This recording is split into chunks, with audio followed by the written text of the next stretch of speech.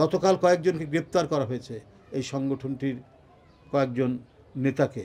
এরা সবাই যুবলীগ ছাত্রলীগের নেতা। তারা হিন্দু সম্প্রদায়ের লোক সেজে এর মধ্যে ঢুকে, এই সংগঠনটির মধ্যে ঢুকে সারা দেশে অস্থিতিশীলতা তৈরি করার চেষ্টা করা হচ্ছে। এরাই গোটা দেশটাকে কুড়ে কুড়ে খেয়েছে 15 বছর, 15.5 বছর, 16 বছর ধরে। দানব সরকার দীর্ঘ 15.5 বছর জাতির ঘাড়ের উপর চেপে বসেছিল। এ দেশ যেন এক বিষাক্ত বাতাসের মধ্যে বন্দী হয়েছিল। মানুষ মুক্তভাবে নিঃশ্বাস নিতে পারছিল না, মানুষ খোলা বাতাসে বিচরণ করতে পারছিল না। দেশের সকল নাগরিকই এক ধরনের বন্দিশালায় জীবনযাপন করতে হয়েছে শেখ হাসিনার তার যে দুঃশাসনের মধ্যে। কেউ কথা বলতে ভয় পেত, কেউ স্বাভাবিকভাবে চলাচল করতে ভয় পেত, এমনকি কেউ বাড়িতে থাকতেও ভয় পেত যে কখন তাদেরকে ধরে নিয়ে যাবে, কখন আয়না ঘরে নিয়ে যেয়ে রাখবে, কখন অদৃশ্য করে দেবে, গুম করবে এবং ক্রস ফায়ারে কারো মৃতদেহ পাওয়া যাবে খালের ধারে, বিলের ধারে অথবা নদীর ধারে। এই পরিস্থিতি বিরাজমান ছিল দীর্ঘ 15.5 বছর। এর মধ্যে দিয়েই আমাদের জীবনযাপন করতে হয়েছে। এখন দেশে মানুষ মুক্তভাবে নিঃশ্বাস নিতে পারে, চলাচল করতে পারে।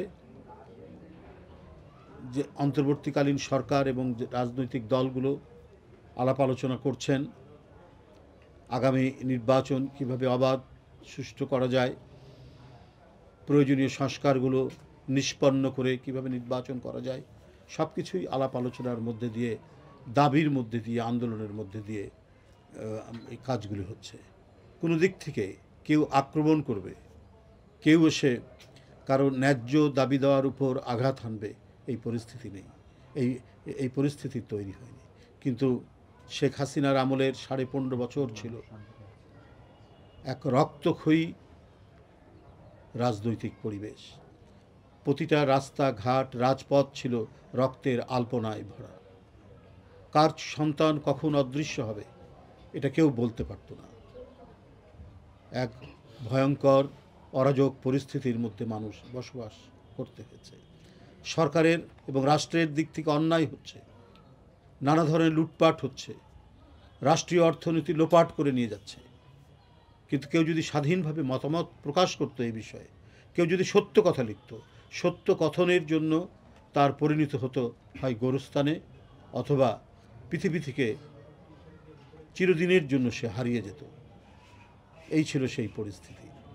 না ছিল গণতান্ত্রিক অধিকার, না ছিল মানুষের যে নাগরিক স্বাধীনতা, না ছিল কথা বলার অধিকার। প্রত্যেকটি মানুষকেই দ্বিতীয় শ্রেণীর নাগরিকে পরিণত করেছিল শেখ হাসিনা। আর প্রথম শ্রেণীর নাগরিক ছিলেন শেখ হাসিনার পরিবার এবং তার সুবিধাভোগী, তার হালুয়া রুটির অংশভাগকারী তার দলের কিছু নেতারা। এরাই গোটা দেশটাকে কুড়ে কুড়ে খেয়েছে 15 বছর, 15.5 বছর, 16 বছর ধরে। এরাই হাজার হাজার কোটি টাকা পাচার করেছে।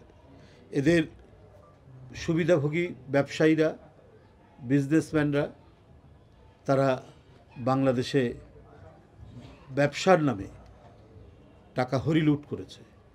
বিদেশে তারা সুখে শান্তিতে থাকবে, স্ত্রী, পুত্র, সন্তান, সন্ততি নিয়ে, এই ছিল তাদের বাসনা। এই বাসনা মানে পরিপূর্ণ করতে তারা বাংলাদেশের মানুষকে দ্বিতীয় শ্রেণীর প্রজায় পরিণত করেছিল।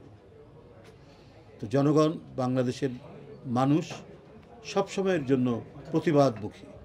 কখনো তাদেরকে দাবিয়ে রাখা যায় না, তাদেরকে হেয় করা যায়নি। কিন্তু ষড়যন্ত্র এখনও থামছে না, ষড়যন্ত্র অব্যাহত চলছে।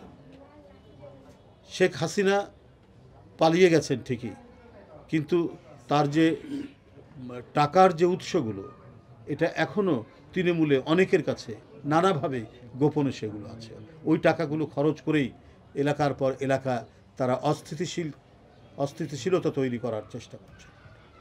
চট্টগ্রামে গতকাল একজন আইনজীবীকে হত্যা করা হয়েছে। আমরা একটি সংগঠনের অভ্যুদয় দেখছি খুব অল্প কিছুদিন হল। এই সংগঠনটি কিভাবে তৈরি হলো, কে কে এর নেতৃত্বে আছে। গতকাল কয়েকজনকে গ্রেপ্তার করা হয়েছে এই সংগঠনটির কয়েকজন নেতাকে। এরা সবাই যুবলীগ ছাত্রলীগের নেতা। তারা হিন্দু সম্প্রদায়ের লোক সেজে এর মধ্যে ঢুকে, এই সংগঠনটির মধ্যে ঢুকে সারা দেশে অস্থিতিশীলতা তৈরি করার চেষ্টা করা হচ্ছে।